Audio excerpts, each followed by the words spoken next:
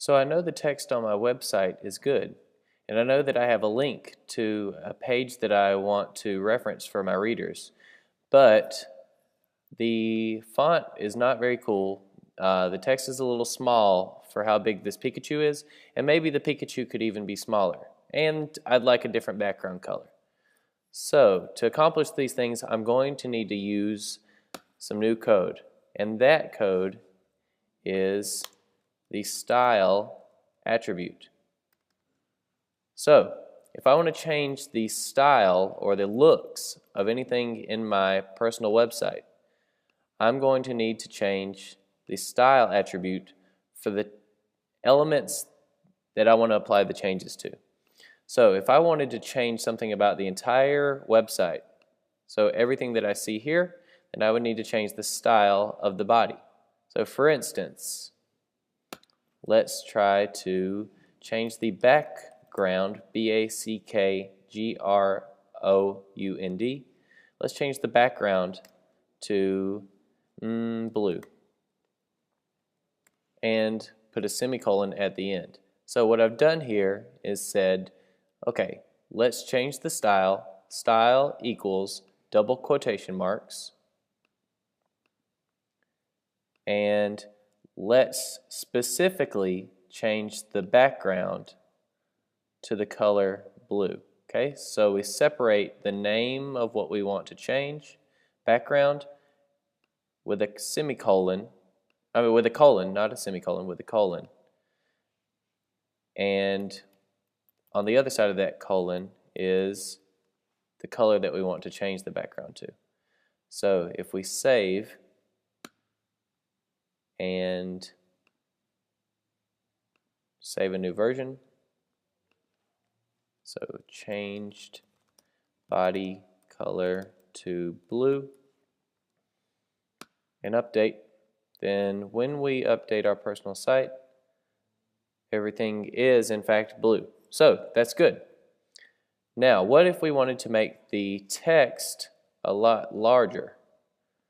Well, we could also do that by changing the style of the body. So, to separate changes to the style of the body inside of these quotation marks, we're going to use semicolons. So the semicolon is similar to the colon, but is next to the L key on your keyboard and has a comma, what looks like a comma with a dot on top. So we can change the font size to change how big the text is. So font size is what we're going to change, and we're going to use a colon to separate the name of what we're going to change, font size, with the size that we want to change it to. So let's say maybe 20 px, and this means 20 pixels.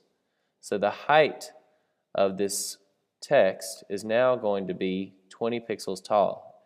Well, just for a more extreme example, let's try 40 pixels tall. And let's throw a semicolon at the end, just so we can have room for other changes after this change in the font size.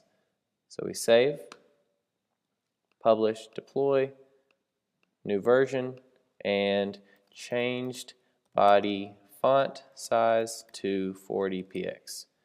And we update. So now let's go over to our page.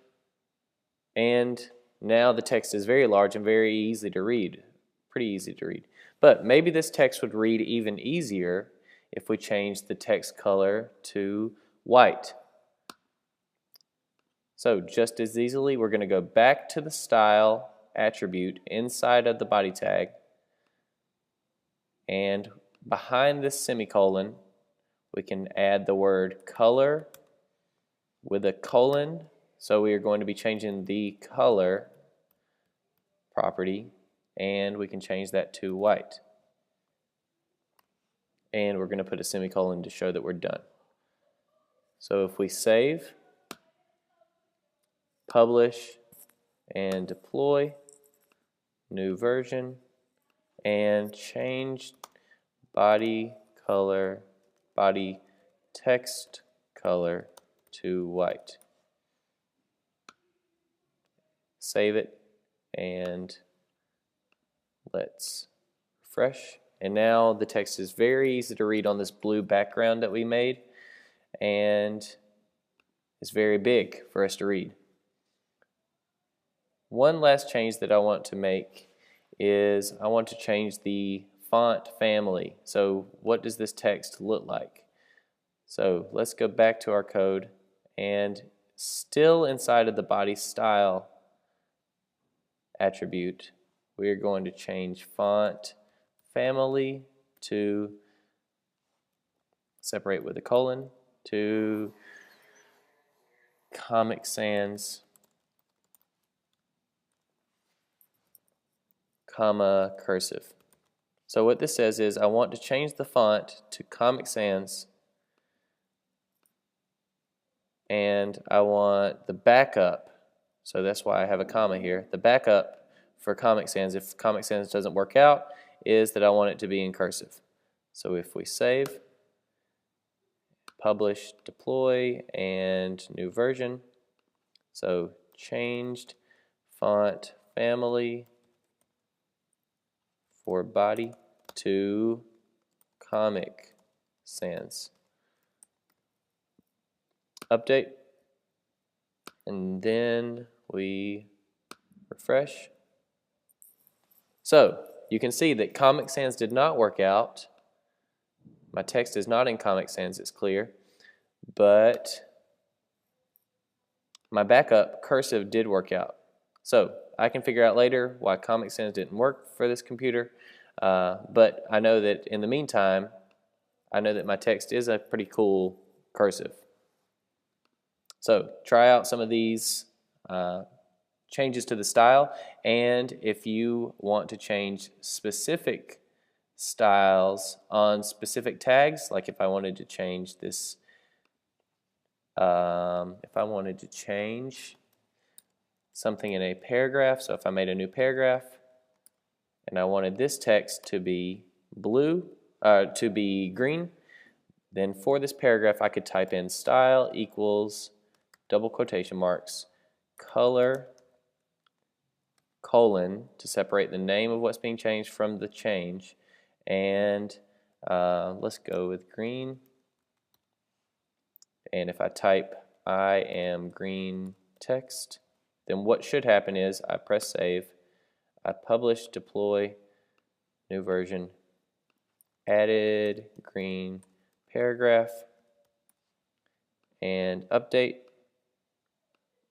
Then what should happen now is, and yes, there it is. It's not beautiful, but it did work. So me saying that I want the paragraph style to have a green color does not change the entire body. So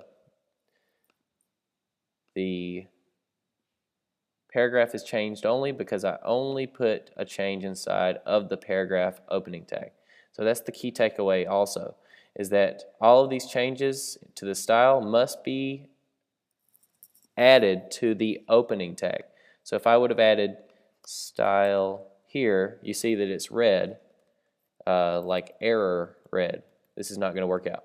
So just be careful about where you place your style tag.